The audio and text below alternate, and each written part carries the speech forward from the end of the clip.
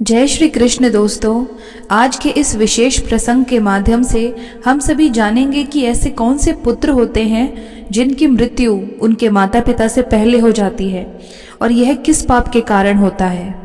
दोस्तों, इस प्रकार की घटनाएं हम सभी ने जीवन में कभी न कभी देखी या फिर सुनी अवश्य होंगी कि किसी वृद्ध पिता की आंखों के सामने उसका जवान पुत्र मृत्यु को प्राप्त हो गया, या फिर कुछ दुष्ट पुत्र अपने माता पिता को इतना अधिक कष्ट देते हैं कि वे उन्हें शत्रु समझने लगते हैं। दोस्तों, आखिर ऐसा क्यों होता है? कौन सा कारण है जो इन संबंधों में ऐसी पीड़ा का बीज बो देता है?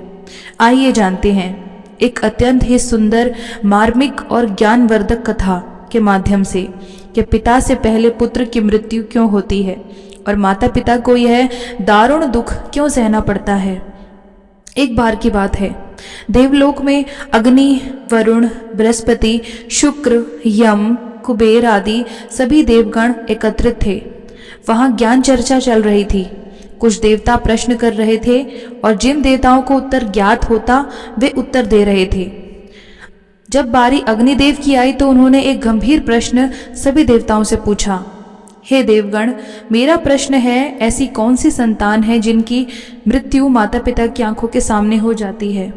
और दूसरा प्रश्न यह है कि किस प्रकार के पुत्र अपने माता पिता को दारुण दुख देते हैं? अग्निदेव का यह गंभीर प्रश्न सुनते ही सभी देवगण मंथन में डूब गए। वे आपस में विचार करने लगे, परंतु किसी के पास स्पष्ट उत्तर नहीं था। दोस्तों, विचार कीजिए, जिस पिता की आंखों के सामने उसका जवान पुत्र मृत्यु को प्राप्त हो जाए, उस पिता के हृदय में कैसी पीड़ा होती होगी। विधि का विधान तो यही कहता है कि पिता पहले इस संसार से विदा हो और पुत्र उसका अंतिम संस्कार करे, लेकिन कई बार ऐसा दुर्भाग्य आता है जब उसी पिता को अपने उन हाथों से अपने पुत्र का अंतिम संस्कार करना पड़ता है जिन हाथों से उसने उसे पाल पोस कर बड़ा किया था। ऐसी अवस्था में पिता जीते जी मृत्यु समान कष्ट भोगता है। इसी प्रकार कई बार कुछ पुत्र इतने निष्ठुर और कृतघ्न होते हैं कि अपने माता पिता को अपमानित करते हैं, मारते पीटते हैं, उनका ध्यान नहीं रखते और उन्हें एकाकीपन की यात्रा में छोड़ देते हैं। इसी गूढ़ विषय पर देवलोक में जब चर्चा चल रही थी, उसी समय देवर्षि नारद जी वहां पधारे। उनकी वाणी, वीणा और तेज से वहां का वातावरण और अधिक दिव्य हो गया। सभी देवगण खड़े होकर उन्हें नमस्कार करते हैं और पुनः अपने स्थान पर विराजमान हो जाते हैं। फिर नारद जी मुस्कुराते हुए पूछते हैं, हे देवगण, आप सभी इतनी गहन चर्चा में लीन हैं, कृपया बताइए कौन सा विषय है जिसने आप सभी को व्याकुल कर रखा है। तब अग्निदेव उठकर कहते हैं, हे वीणा वादक महात्मा, मेरा प्रश्न है, ऐसी कौन सी संतान है जिनकी मृत्यु माता पिता की आंखों के सामने हो जाती है? और दूसरा प्रश्न, कौन से पुत्र अपने माता पिता को इतना दुख देते हैं कि वे जीवन भर रोते रहते हैं? देवर्षि नारद मुस्कुराए और बोले, हे देवगण, प्रश्न अत्यंत गंभीर है और इसका उत्तर समस्त मानव जाति को जानना चाहिए। यह प्रश्न केवल एक व्यक्ति का नहीं, अपितु समाज, संस्कृति और सनातन धर्म के मूल आधार कर्म से जुड़ा हुआ है। फिर नारद जी बोले, हे देवगण, मनुष्य का जीवन केवल इस जन्म पर आधारित नहीं होता, उसका पूर्व जन्म, पूर्व कर्म और भविष्य का प्रारब्ध सब एक ही सूत्र में बंधे होते हैं। यद्यपि यह आवश्यक नहीं कि संपूर्ण जीवन पूर्व जन्म के कर्मों का फल हो, परंतु कुछ विशिष्ट कर्म ऐसे होते हैं जिनका प्रभाव अगले जन्मों तक चलता है। अब समझिए, मनुष्य के कर्म 3 प्रकार के होते हैं। संचित कर्म, यह हमारे अनेक जन्मों के संचित कर्मों का संग्रह होता है। प्रारब्ध कर्म, यह संचित कर्मों में से वह भाग होता है जो इस जीवन में भोगना तय होता है। क्रियामाण कर्म, यह वे कर्म होते हैं जो हम इस जीवन में अभी कर रहे हैं। नारद जी आगे बोले, मित्रों, मृत्यु के बाद भले ही भौतिक शरीर नष्ट हो जाए, परंतु सूक्ष्म शरीर यानी मन, बुद्धि, चित्त, अहंकार आत्मा के साथ रहता है। आपके संबंधी, आपकी संतान, आपका परिवार सब कर्मों के अनुसार ही बार बार जन्म लेकर आपसे जुड़ते हैं। देवगण यह सब सुनकर बोले कि हे देवर्षि, आपकी बात हमारी समझ से परे है, कृपया इसे किसी सरल और ज्ञानवर्धक कथा के माध्यम से हमें समझाइए। तब देवर्षि नारद जी कहते हैं कि हे देवगण, ध्यानपूर्वक सुनिए। मैं आपको एक ऐसी अद्भुत और शिक्षाप्रद कथा सुनाता हूँ जो स्पष्ट कर देगी कि पुत्र की मृत्यु पिता से पहले क्यों होती है और कौन से पुत्र अपने माता पिता को दारुण दुख देते हैं। नारद जी की बात सुनकर सभी देवगण शांत होकर कथा सुनने के लिए बैठ जाते हैं। प्राचीन काल की बात है। एक गांव में एक किसान रहता था। उसके परिवार में उसकी पत्नी और एक लड़का था। किसान के लड़के का नाम था नकुल। कुछ सालों के बाद किसान की पत्नी की मृत्यु हो जाती है। जिस समय किसान की पत्नी की मृत्यु हुई थी उस समय उस किसान के पुत्र की आयु मात्र 5 वर्ष की थी। कुछ समय बाद किसान ने दूसरा विवाह कर लिया और उसकी दूसरी पत्नी से एक पुत्र पैदा होता है। संयोगवश कुछ समय बाद किसान की दूसरी पत्नी की भी मृत्यु हो जाती है। अपनी पत्नी की मृत्यु से वह किसान बहुत दुखी हो जाता है। फिर वह अपनी पत्नी का पूरे विधि विधान से अंतिम संस्कार करता है। उसके बाद वह घर आ जाता है और अपने दोनों बेटों के साथ अपना जीवन व्यतीत करने लगता है। धीरे धीरे समय बीतता गया और किसान का जो बड़ा बेटा था, जो पहले वाली पत्नी से पैदा हुआ था, वह विवाह के योग्य हो जाता है। तो किसान अपने बेटे के लिए एक अच्छी सी कन्या देखकर उसके साथ अपने बड़े बेटे की बड़ी धूमधाम से शादी करा देता है। फिर एक दिन अचानक से किसान बीमार पड़ जाता है। किसान के बेटे ने अपने पिता का बहुत इलाज कराया, लेकिन बीमार गंभीर होने के कारण उसकी हालत बहुत खराब हो जाती है और एक दिन किसान की मृत्यु हो जाती है। दोस्तों, किसान का जो छोटा बेटा था, जो उसकी दूसरी पत्नी से पैदा हुआ था, वह अपने सौतेले बड़े भाई के साथ रहने लगता है। बड़ा भाई अपने छोटे भाई को बड़े प्रेम से रखता था। धीरे धीरे समय बीतता गया। फिर एक दिन अचानक से किसान का छोटा लड़का बीमार हो जाता है। जब उसकी हालत ज़्यादा खराब होने लगी तो किसान के बड़े बेटे नकुल ने नगर के वैद्य से उसका इलाज करवाया, परंतु उसे कोई राहत नहीं मिली। आगे देवर्षि नारद जी कहते हैं कि हे देवतागण, आगे की कहानी ध्यानपूर्वक सुनना, क्योंकि अब आपको पता चलेगा कि किन कर्मों के कारण पिता से पहले पुत्र की मृत्यु हो जाती है। हे देवतागण, बड़े भाई नकुल ने अपने छोटे भाई का कई वैद्य से उपचार कराया, लेकिन उसकी हालत में कोई सुधार नहीं हुआ। इधर छोटे भाई की दिन प्रतिदिन तबीयत बिगड़ती जा रही थी। उसके इलाज में घर का काफ़ी धन भी खर्च हो चुका था। इलाज कराते कराते बड़ा भाई अब थक चुका था। एक दिन बड़े भाई ने अपनी पत्नी से सलाह ली, यदि मेरा छोटा भाई जो सौतेली माँ से उत्पन्न है, अगर यह मर जाए तो हमें इसके इलाज के लिए पैसा खर्च नहीं करना पड़ेगा और जायदाद में भी आधा हिस्सा हमें नहीं देना पड़ेगा। इसके हिस्से की सारी ज़मीन जायदाद फिर हमारी हो जाएगी। दोस्तों, उस दुष्ट भाई को अपने भाई की जान से ज़्यादा प्यारी अपनी धन दौलत और भाई की धन दौलत लग रही थी। तभी तो कहते हैं, जिस मनुष्य के पास जितना अधिक धन होता है वह उतना ही अधिक उस धन के पीछे पागल होता जाता है। किसान के बेटे का यह सुझाव उसकी पत्नी को भी बहुत अच्छा लगा और उसने अपने पति से कहा, प्रिय, हम इसे मार भी तो नहीं सकते। यदि इसे मार दिया तो लोग समझेंगे कि हमने लालचवश इसे मार डाला है। क्यों ना हम यह काम किसी वैद्य से करवाएं। आप जाओ और किसी वैद्य को धन का लालच देकर उससे कहो कि वह दवाई के बदले मेरे सौतेली भाई को जहर देकर मार दे। इससे किसी को पता भी नहीं चलेगा और कोई रिश्तेदार हम पर शक भी नहीं करेगा। सब लोग कहेंगे कि यह बीमार था, इसलिए बीमारी के कारण इसकी मृत्यु हो गई। बड़े भाई नकुल ने पत्नी की बात को मान लिया और मन में विचार करने लगा कि यदि किसी वैद्य से बात की जाए तो हमारा काम बन जाएगा। फिर क्या था, बड़े भाई ने ऐसा ही किया। वह एक वैद्य के पास जाता है और उसे धन का लालच देता है। वह वैद्य पैसों का बड़ा लालची था। जब बड़े भाई ने उस वैद्य से बात की और उसे बताया कि मुझे मेरे छोटे भाई को जहर देकर मरवाना है, वैद्य पहले तो हिचकिचाया, लेकिन जब किसान के बड़े बेटे ने वैद्य को इस काम को करने के बदले 500 स्वर्ण मुद्राएं देने की बात कही तो वह वैद्य यह काम करने के लिए तुरंत राजी हो गया। दोस्तों, अगले दिन वह वैद्य उसके छोटे भाई का इलाज करने के बहाने आता है और उसे जहर देकर चला जाता है। जहर के प्रभाव से तत्काल उसकी मृत्यु हो जाती है। अपने छोटे भाई की मृत्यु पर वे दोनों पति पत्नी बहुत खुशी मनाते हैं और सोचने लगते हैं अब तो रास्ते का कांटा निकल गया। इसके हिस्से की सारी ज़मीन जायदाद पर अब हमारा अधिकार हो गया। अब मुझे जायदाद का हिस्सा किसी को नहीं देना पड़ेगा। वे दोनों बहुत प्रसन्न होते हैं।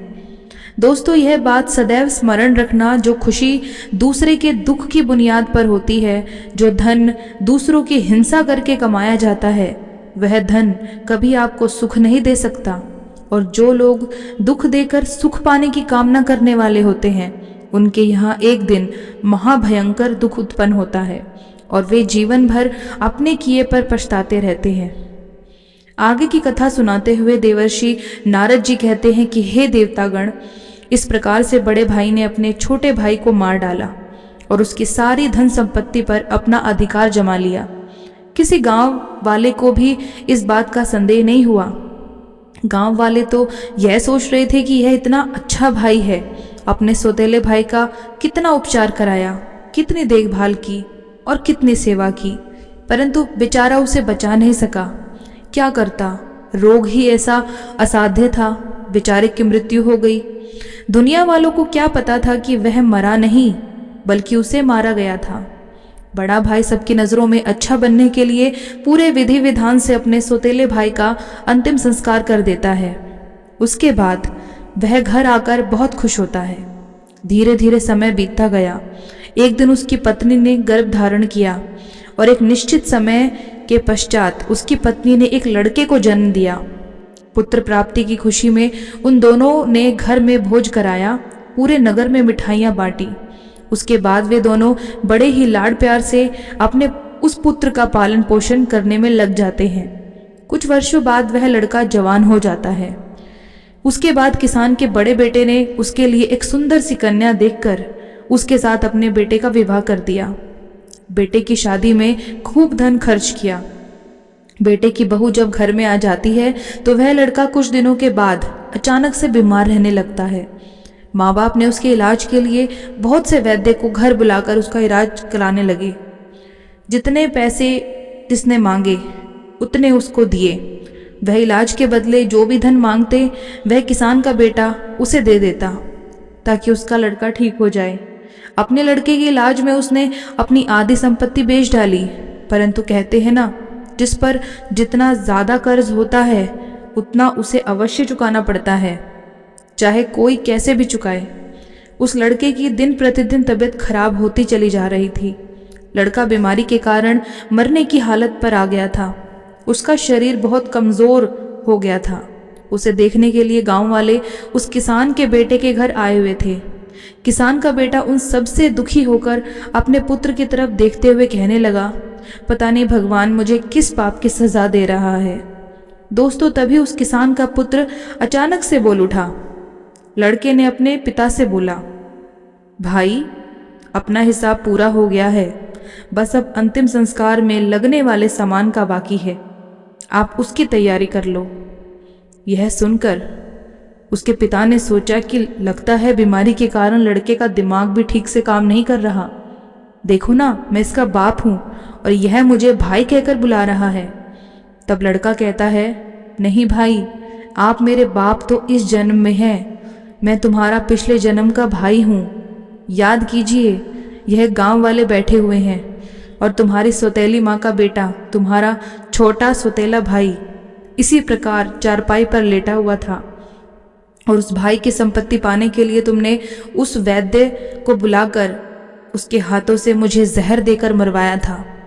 देखो, आज वही संपत्ति मेरे इलाज में लग चुकी है। आपके ऊपर मेरा जो धन था वह मैं धीरे धीरे अपने इलाज में लगवा चुका हूँ। यह सुनते ही उसका पिता एकदम से फूट फूट कर रोने लगता है और कहता है, मेरे तो कुल का नाश हो गया है, मैंने यह क्या कर दिया, जो किया वह मेरे आगे आ गया। फिर उसने कहा, भाई मुझे यह तो बता दो, मैंने जो किया था वह तो मुझे देखने को मिल गया, पर एक बात मेरे समझ में नहीं आती, इसमें तुम्हारी पत्नी का क्या दोष है जो बेचारी ब्याह कर तेरे साथ आई है? यह तो निर्दोष है, अब इसको जिंदा जलाया जाएगा क्या? दोस्तों, उस समय सती प्रथा चलती थी, अर्थात जिसमें पति के मरने के बाद पत्नी को भी पति की जलती चिता पर बैठा दिया जाता था। तब वह लड़का कहने लगा, भाई आप मेरी बात ध्यान से सुनो, तुमने जिस वैद्य को मेरे इलाज के लिए बुलाया था, उसने आपके कहने पर धन के लालच में मुझे जहर दिया था। याद रखना, जो दुष्ट मनुष्य धन के लालच में किसी निर्दोष व्यक्ति को अकारण ही मारता है, उसको भी उसका फल भोगना पड़ता है। मेरी मृत्यु के 4 वर्ष बाद ही उस वैद्य की आकस्मिक मृत्यु हो गई और उसे मृत्यु के बाद एक लड़की का जन्म मिला। वही लड़की आज मेरी पत्नी के रूप में मेरे घर में आई है। मेरे मरने पर उसे भी मेरे साथ जिंदा जलाया जाएगा। इसको भी इसके कर्म का फल अवश्य भोगना पड़ेगा।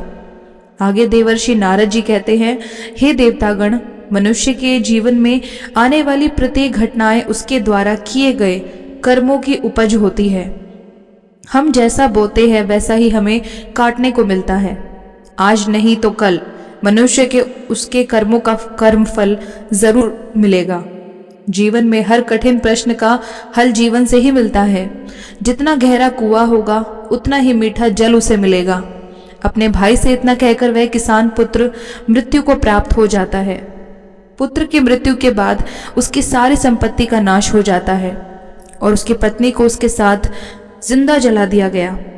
इस तरह से उस दुष्ट वैद्य को उसके कर्म का फल मिल जाता है, जिसने लालच में आकर एक निर्दोष पुत्र को जहर दिया था। वह वैद्य मरकर उसकी पत्नी बना था।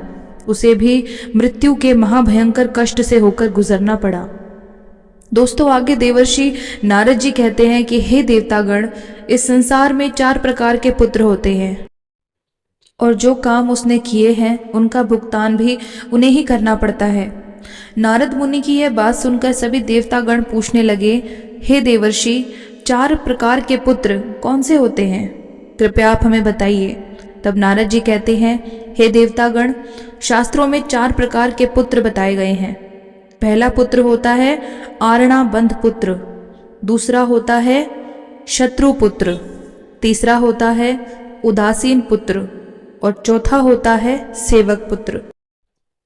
ध्यान रखिए, जो पहले 2 पुत्र हैं, आरणाबंध और शत्रु पुत्र, यह दोनों पुत्र आपके कर्मों के अनुसार आपके घर में जन्म लेते हैं। इन दोनों पुत्रों की मृत्यु पिता से पहले हो जाती है।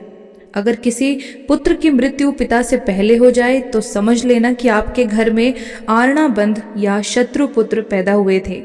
धार्मिक मान्यताओं के अनुसार यदि आपने अपने पूर्व जन्म में किसी को किसी भी प्रकार से प्रताड़ित किया है या उसे दारुण दुख पहुंचाया है, तो याद रखना, वह व्यक्ति आपसे किसी भी तरह का बदला लेना चाहता है, लेकिन वह किसी कारणवश बदला नहीं ले पाया क्योंकि वह कमज़ोर था और तड़प तड़प कर मर गया। तो निश्चित मानिए, वह व्यक्ति इस जन्म में आपका पुत्र बनकर लौटेगा और फिर वह अपना बदला पूरा ज़रूर करेगा। आपको अपनी आंखों के सामने अपने ही पुत्र की मृत्यु देखनी पड़ेगी। इससे बड़ा दुख एक पिता के लिए और क्या हो सकता है कि उसकी आंखों के सामने ही उसके पुत्र की मृत्यु हो जाए। प्रिय श्रोतागण, याद रखना, यदि आपका पुत्र आपको मृत्यु के समकक्ष कष्ट दे रहा है तो समझ लेना कि वह आपके पिछले जन्म का शत्रु हो सकता है या वह व्यक्ति हो सकता है जिसको आपने कभी मृत्यु तुल्य कष्ट दिया होगा। ऐसी संतान आपके जीवन को हर तरह से कष्टों से भर देती है, आपका जीवन नरक बना देती है, आपको मारती है, परेशान करती है और आपके कुल का विनाश कर देती है और एक दिन आपको भी मांगने पर मजबूर कर देती है। आगे देवर्षि नारद जी कहते हैं कि हे देवतागण, महाभारत का जब युद्ध हो रहा था उस समय भगवान श्री कृष्ण ने अर्जुन को गीता ज्ञान देते हुए कहा था, हे पार्थ, इस नश्वर संसार में जितने भी रिश्ते नाते हैं वे सभी मनुष्य द्वारा किए गए पिछले कर्मों के अनुसार उन्हें प्राप्त होते हैं। इस महाभारत के युद्ध में तुम्हारे सम्मुख जितने भी तुम्हारे सगे संबंधी दिखाई दे रहे हैं, सभी तुम्हारे और उनके पिता का लेखा जोखा है। हे अर्जुन, तुम पूर्व जन्म में जब धर्म के पुत्र नर थे और मैं तुम्हारा बड़ा भाई नारायण था, जिसे तुमने उस समय अपने युद्ध कौशल से पराजित किया था, उसी समय तुम्हारे भाई ने तुमसे बदला लेने के लिए प्रतिज्ञा की थी। वही भाई आज तुम्हारे सामने अपनी हार का बदला लेने के लिए दुर्योधन के रूप में खड़ा है। फिर भगवान श्री कृष्ण कहते हैं, हे पार्थ, प्राणी को अपने कर्मों का फल भोगना पड़ता है। जिस पर कर्ज होता है वह उसका कर्ज कई जन्मों तक चुकाता है। दोस्तों, यही बात भगवान श्री कृष्ण ने पितामह भीष्म से भी कही थी। यह बात महाभारत काल की है। महाभारत का भीषण युद्ध समाप्त हो चुका था। विजेता पांडव सभी भाइयों सहित भगवान श्री कृष्ण के साथ पितामह भीष्म का आशीर्वाद प्राप्त करने गए थे। तभी पितामह भीष्म ने भगवान श्री कृष्ण से पूछा, हे वासुदेव, मैं अपने किन कर्मों की वजह से नुकीले तीरों से बनी इस शैया पर असहाय कष्ट भुगत रहा हूँ। तभी श्री कृष्ण ने मुस्कुराते हुए पूछा, हे पितामह, क्या आपको अपने पिछले जन्मों के कर्म याद हैं? पितामह बोले, हे वासुदेव, मुझे मेरे पिछले 100 जन्म के कर्म याद हैं और इनमें मैंने कभी किसी का बुरा नहीं किया।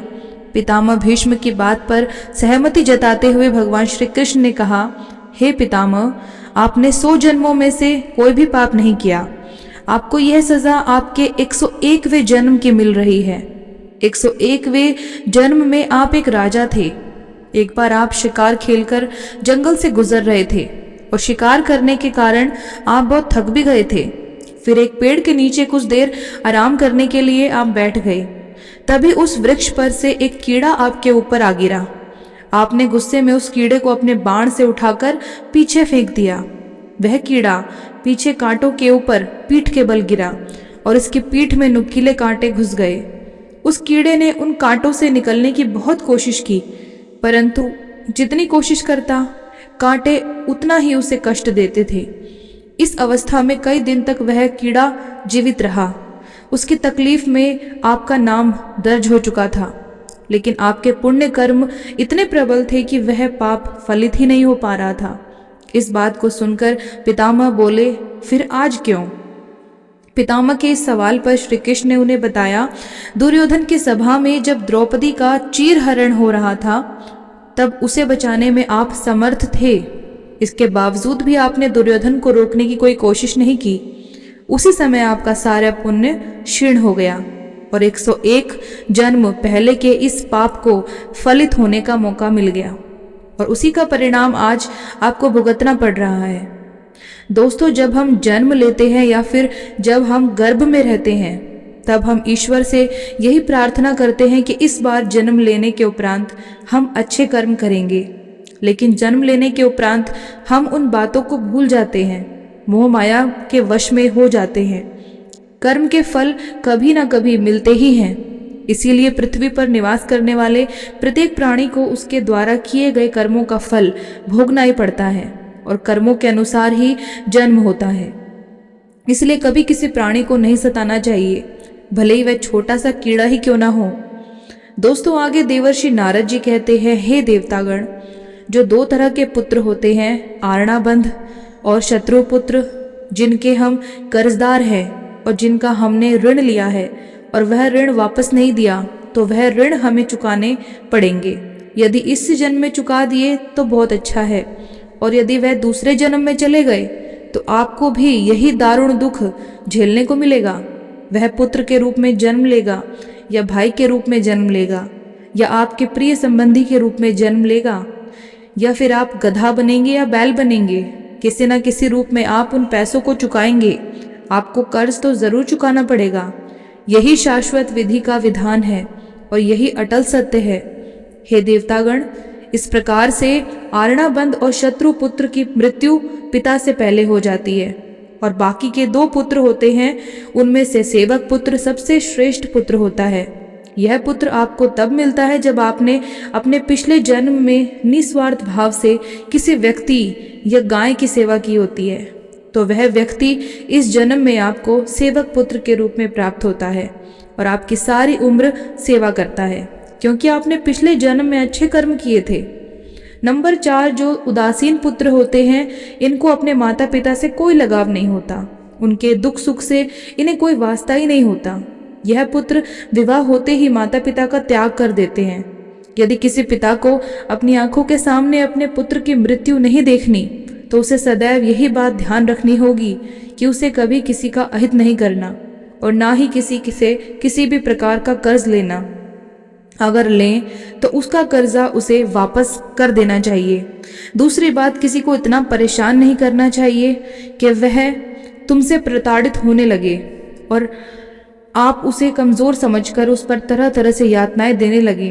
याद रखना, वह व्यक्ति भी मौका मिलते ही आपसे हिसाब किताब ज़रूर चुकाने आएगा।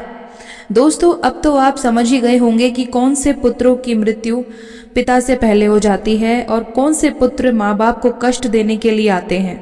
इसलिए मनुष्य को सदैव सत्कर्म करने चाहिए, जिससे कि वह अपने पुण्य कर्मों को प्रबल रख सके। यदि कोई व्यक्ति मुसीबत में है और उसे आपकी ज़रूरत है तो आपको निसंकोच होकर निस्वार्थ भाव से उसकी सहायता करनी चाहिए। ऐसा करने से आप अपने पुण्य कर्म की संख्या बढ़ा रहे हैं, जिसका फल स्वयं आपको भगवान देते हैं। दोस्तों, इस प्रकार से आज का ये ज्ञानवर्धक प्रसंग समाप्त हुआ। प्रेम से बोलिए जय श्री हरि विष्णु। ऐसे ही और भी रोचक और आध्यात्मिक वीडियो के लिए चैनल को सब्सक्राइब कर लें। दोस्तों, आपको ये कथा कैसी लगी कृपया कमेंट करके ज़रूर बताएं। वीडियो पसंद आया हो तो लाइक करें और अपने दोस्तों के साथ शेयर करें। कमेंट बॉक्स में जय श्री कृष्ण लिखना ना भूलें। फिर मिलते हैं एक और दिलचस्प कथा वाली वीडियो के साथ। तब तक के लिए धन्यवाद। राधे राधे।